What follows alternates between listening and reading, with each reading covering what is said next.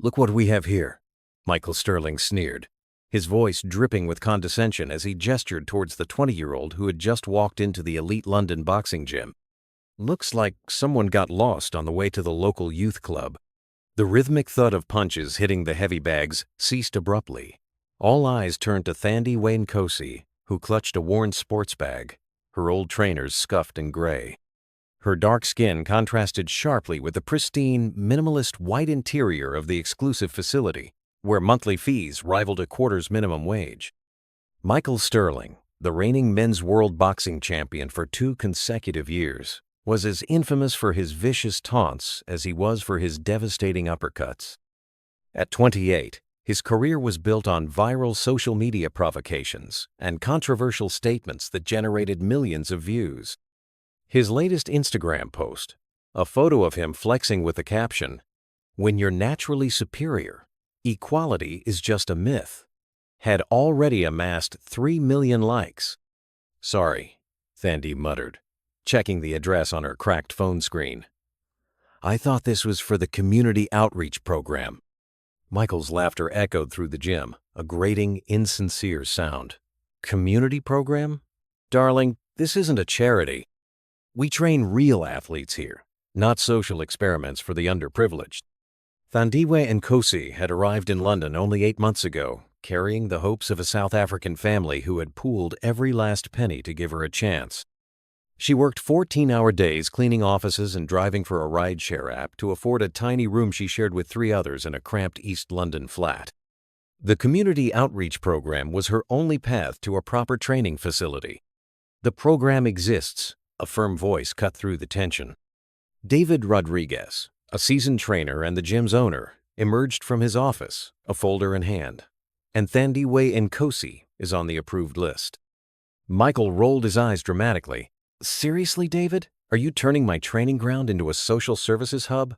My sponsors won't be pleased." "Your sponsors pay for results, not for your opinion on who trains here," David retorted dryly. But Michael wasn't finished. He approached Thandi, a predatory smile on his lips. "You know what? Since you're so desperate to train with the big boys, how about we see if you truly belong? A friendly spar," Michael continued, savoring each word.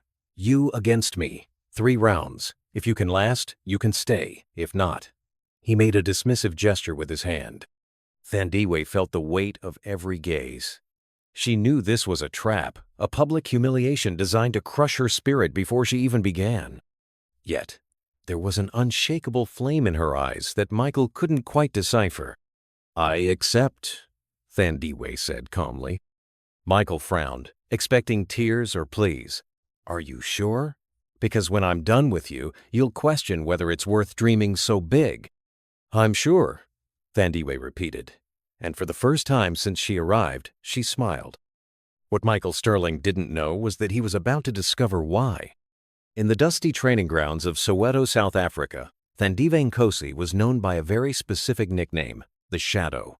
And like all shadows, she only revealed her true form when the light of battle hit.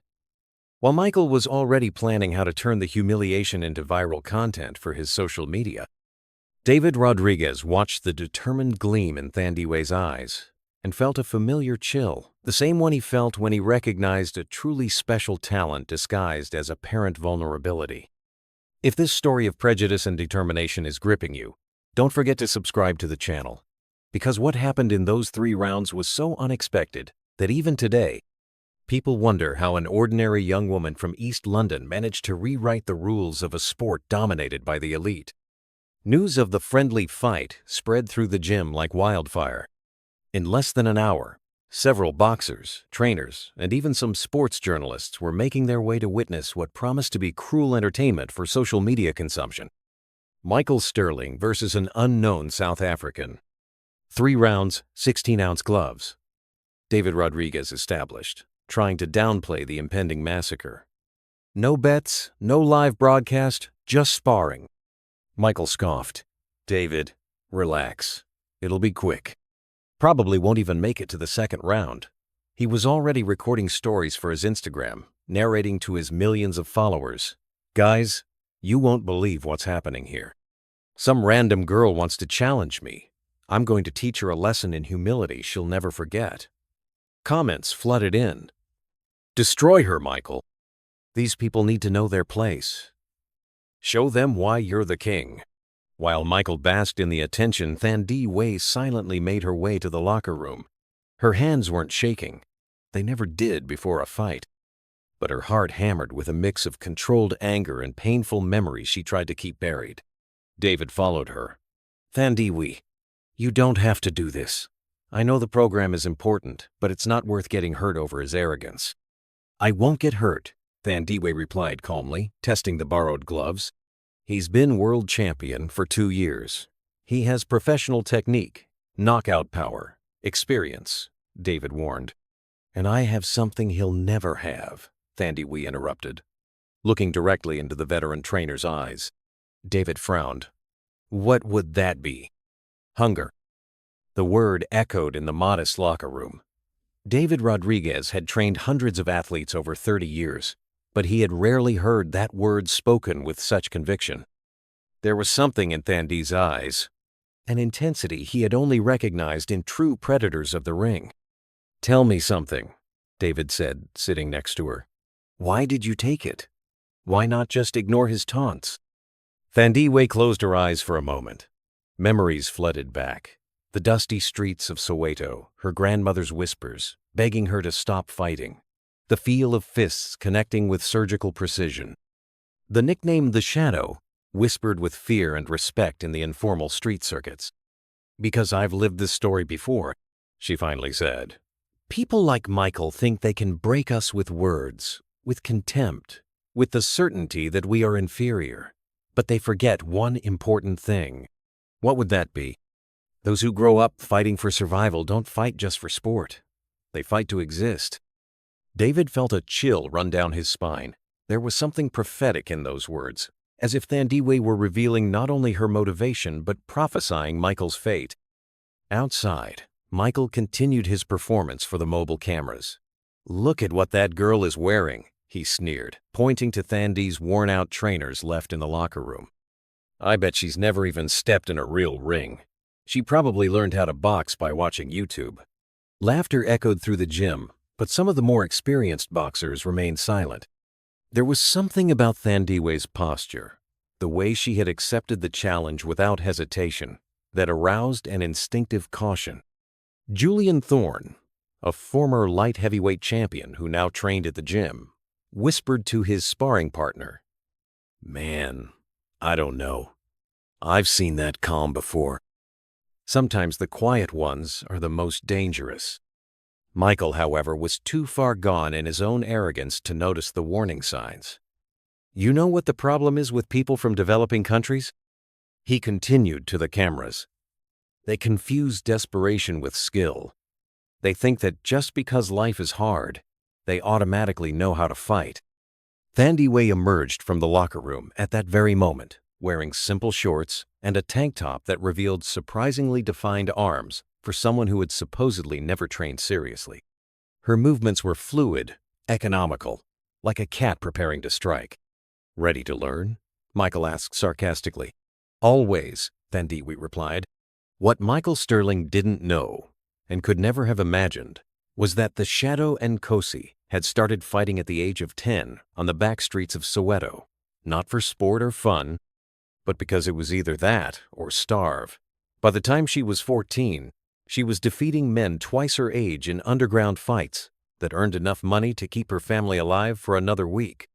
By 17, she had become a local legend, not for brutality, but for her uncanny ability to anticipate moves and counterattack with blinding speed, hence the nickname she carried like a scar of honor. When she finally got her visa to the UK, she swore to herself she would never set foot in a ring again. But some promises are made to be broken when dignity is at stake. David adjusted Thandiwe's gloves, noticing something that surprised him. Her hands were perfectly relaxed, but her muscles had the density of someone who had trained her entire life. Thandiwe, can I ask you something? Sure. Have you really never fought before? Thandiwe smiled for the first time since she had arrived at the gym. A small, almost imperceptible smile, but one that carried secrets capable of rewriting the entire situation. "Define," she replied. At that moment, while Michael continued his performance for social media and spectators mentally bet on how long the amateur would last, something extraordinary was about to happen. Because sometimes, when we underestimate someone based on appearances and preconceptions, we discover that the real predators are exactly those who have learned to camouflage their strength until the exact moment to reveal it. While Michael Sterling continued his humiliation campaign on social media, having already posted 17 stories mocking the South African amateur, something completely different was happening behind the scenes at the gym. David Rodriguez had decided to investigate Thandiwe Nkosi further. 30 years of training boxers had taught him that true strength rarely shouts. And there was something about this young woman that defied all logic. Her hands didn't have beginner's calluses. Her reflexes were too fast. And above all, her calmness was unnatural for someone about to face a world champion. "Thandiwe," David called when she finished adjusting her gloves. "Can I see you do some basic moves, just to gauge your level?" What happened over the next 5 minutes made David question everything he thought he knew about natural talent. Thandiwe moved around the ring with a fluidity that seemed to defy gravity. Her punches on the heavy bag had a surgical precision he had only seen in fighters with decades of experience. "My God," David muttered to himself, "who is this girl really?" At that moment, the gym door opened, and someone walked in who made Thandiwe freeze completely. It was Sizwe Dlamini, a 55-year-old man with scarred hands and eyes that had seen a lot. Her uncle, who had flown in from Manchester as soon as he heard about the fight through a mutual cousin. "The Shadow," Sizwe said simply. The nickname echoed through the gym like a gunshot. Some of the older boxers frowned, as if trying to remember where they had heard that name before. "Uncle Sizwe, what are you doing here?" Thandiwe asked, her voice betraying her nervousness for the first time. "I came to see if my niece has completely lost her mind," he replied in English with a thick South African accent. "I thought we agreed that those days were behind us." David approached, intrigued. "Do you two know each other?" Sizwe looked at David with the expression of someone deciding how much of the truth to reveal. "I've known this girl since she was 10 years old, and I can assure you that Michael Sterling has no idea what he's about to face." While this conversation was taking place in the corner of the ring, Michael was on the other side of the gym, recording more content for TikTok. "Guys, look at this," he whispered to the camera. "She even brought her family to watch her get humiliated. How cute, right? They'll have a lot to console her about later." The comments on his posts had exploded. "Michael is going to destroy that girl. Teach her not to mess with our champions. Show her what real boxing is." Sizwe watched Michael for a few seconds, then shook his head in disgust. Arrogant. Just the type the Shadow used to. Well, let's just say he taught humility on the streets of Soweto. "Uncle, please," Thandiwe begged. "Don't tell anyone. I don't want anyone to know." "Know what?" asked David, growing more curious. Sizwe sighed deeply. "David, can I call you that? You seem like a decent man. So, I'm going to tell you something that might change your perspective on this fight."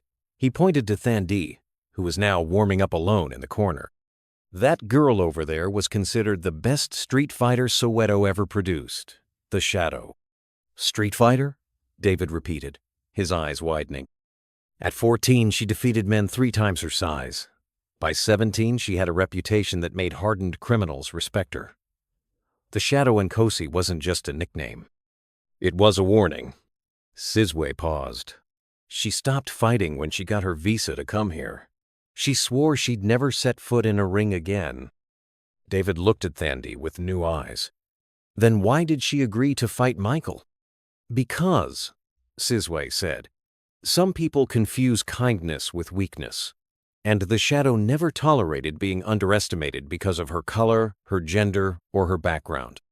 Across the gym, Michael had finished another series of posts mocking Thandiwe and was now talking to his manager on the phone. "Marcus, this is going to go viral. A world champion against an amateur." It's the kind of content sponsors love. Total domination. Just make sure you don't hurt her too badly, Michael. The manager's voice crackled over the speakerphone. We don't want any lawsuits for bodily injury. Michael laughed loudly. Marcus, relax. It'll be so quick she won't have time to hurt herself. Seriously. Sizwe overheard this conversation, and his eyes narrowed. David, can I give you some advice? Bet on the shadow. Why? Because Michael Sterling may be a world champion, but he's never fought for survival. He's never faced someone who learned that losing means not eating. The shadow isn't here to look pretty. She's here to prove a point. At that moment, Thandiwe approached them, sweat dripping down her face after her intense warm-up. Uncle Sizwe, what are you telling David? The truth, kid, that you're not the helpless victim that this Englishman thinks you are.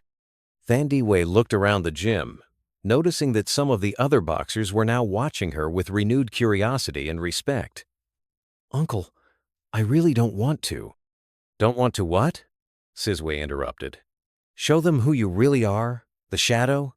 You've spent the last few months cleaning toilets because you wanted to start a new life. But when someone tries to humiliate you because of your color, your background, your past, no new life can erase what's in your blood. David felt a chill. Thandi, can I ask you something? Why did you really accept this fight? Thandiwe was silent for a long moment, staring at Michael, who continued recording content from the other side of the gym. When she finally spoke, her voice had a harshness David had never heard before. Because people like Michael Sterling think they can diminish us, humiliate us, put us in our place based solely on the color of our skin or where we came from. He looked at me and saw an easy victim, a story for his social media, a joke to entertain his followers. Thandiwe paused. What he doesn't know is that where I grew up, respect isn't given, it's earned. And when someone tries to take away our dignity, she smiled. But there was something predatory about that smile. Well, sometimes the shadow has to remind people why darkness is feared. At that moment, as Michael Sterling continued his arrogant performance for the cameras, completely oblivious to the conversation that was changing everything just a few feet away, everyone in the gym realized they were about to witness something far beyond a simple, friendly fight. It was the moment when years of silent humiliation would finally find their voice through the fists of someone who had learned on the hardest streets in the world that sometimes the only language certain people understand is that of force, applied with surgical precision. The bell rang, and the two fighters met in the center of the ring. Michael went on the attack immediately, throwing a flurry of quick jabs that sliced the air where Thandiwe had been a millisecond earlier. What the hell? Michael muttered, frowning as he saw his punches connect with nothing but air.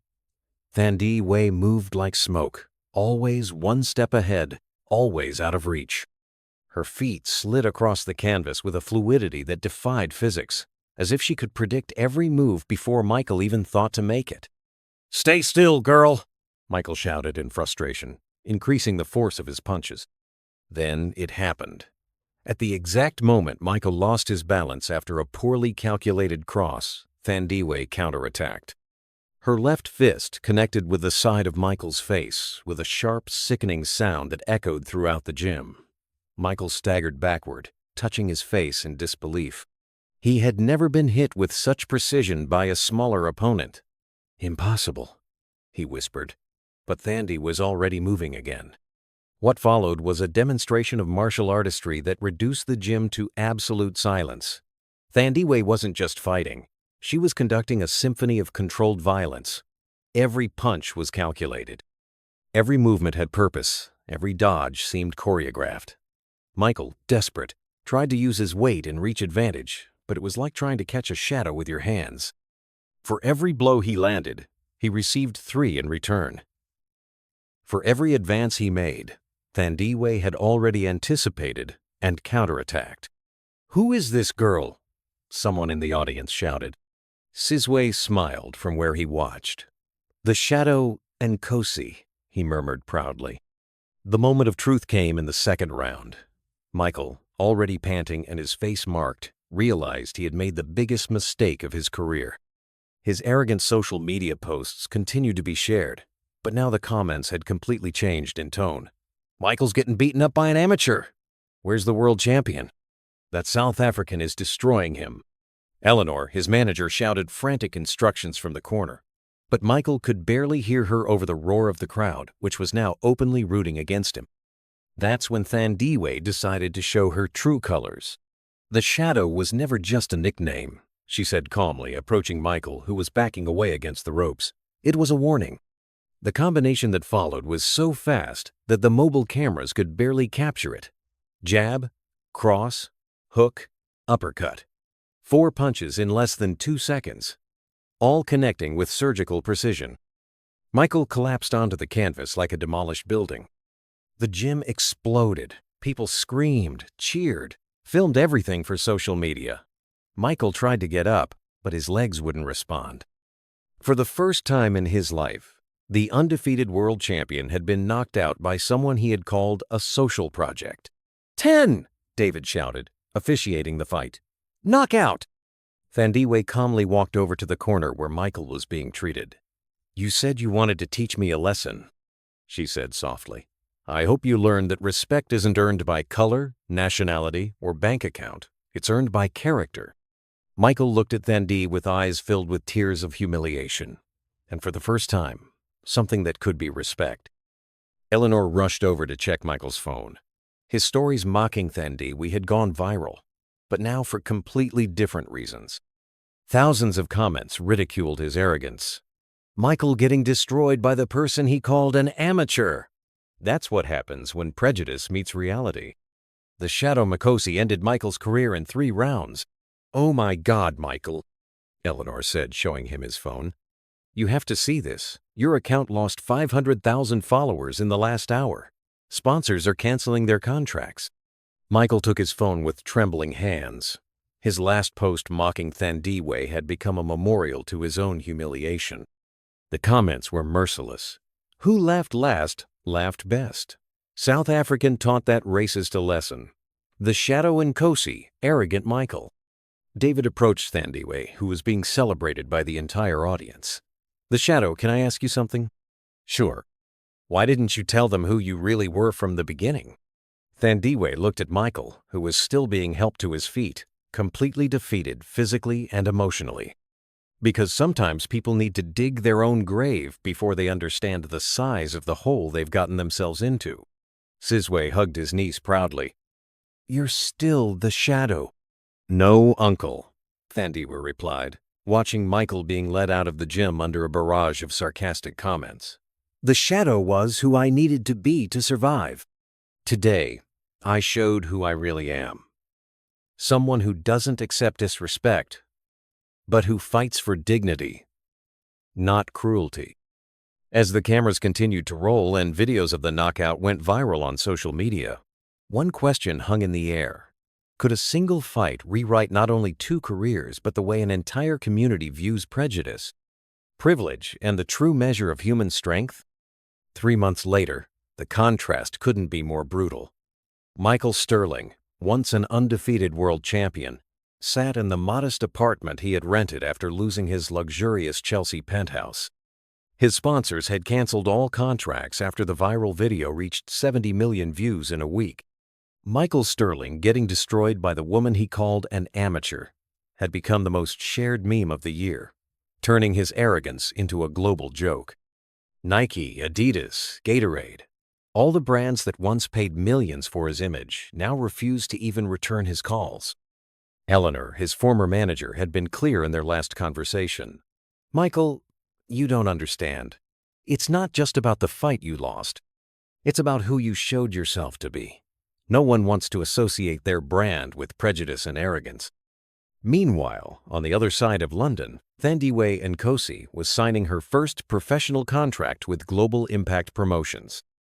The value, £2 million for just the first 3 fights, with a renewal clause that could reach £40 million if she maintained her performance.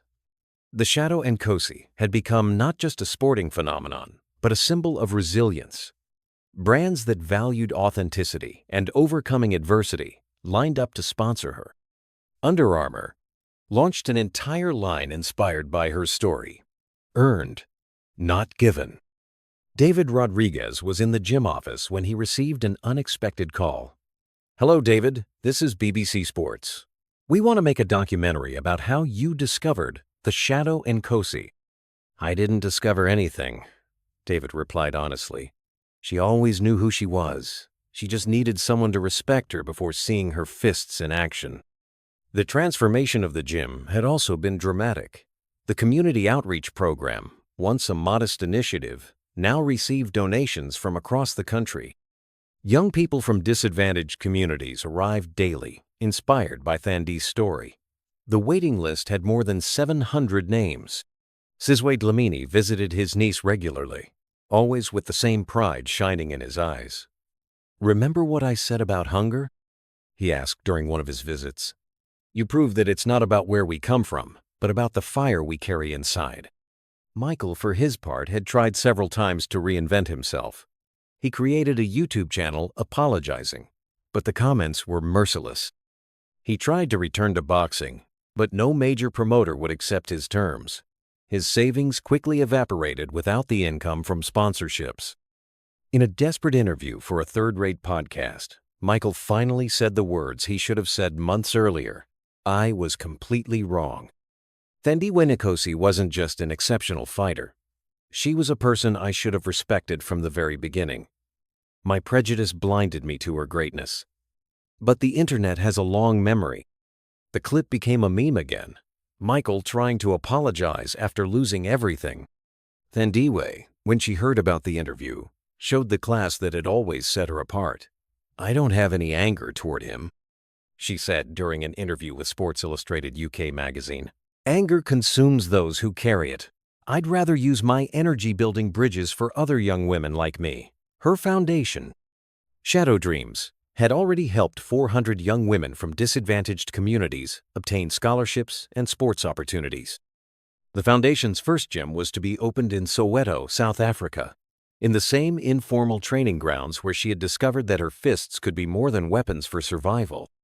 During the opening ceremony, broadcast live around the world, Thandiwe held the microphone with the same hands that had knocked out a world champion.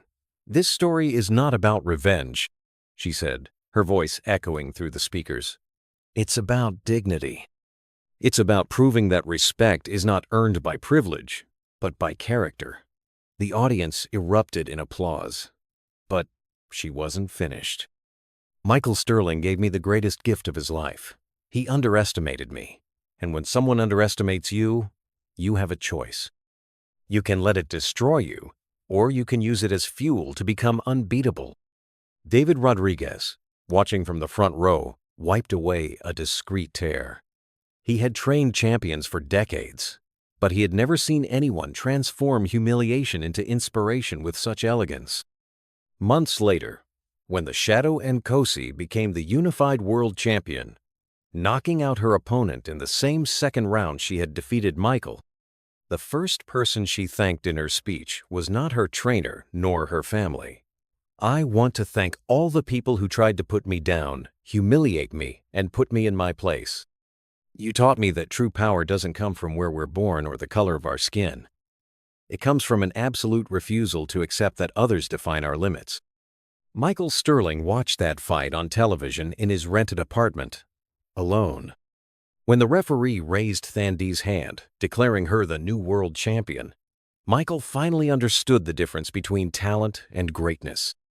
A person can be born with talent, but greatness is forged in the furnace of adversity. Thandiwe Nkosi hadn't just won a fight in that London gym. She had rewritten the rules about what it means to be strong, about what it means to deserve respect, and most importantly, about how the best revenge isn't destroying your enemy. It's becoming everything they said you could never be. And while the Shadow Nkosi shone in the spotlight of global success, proving that some storms don't destroy, they purify and strengthen, a lesson echoed for anyone who has ever been underestimated, humiliated, or diminished. Never let anyone define your limits based on prejudice. The greatest victory is proving them completely wrong about who you really are. If this story of transformation and justice touched your heart, don't forget to subscribe to the channel for more stories that prove that sometimes being underestimated is exactly the advantage we need to rewrite our own story in spectacular fashion.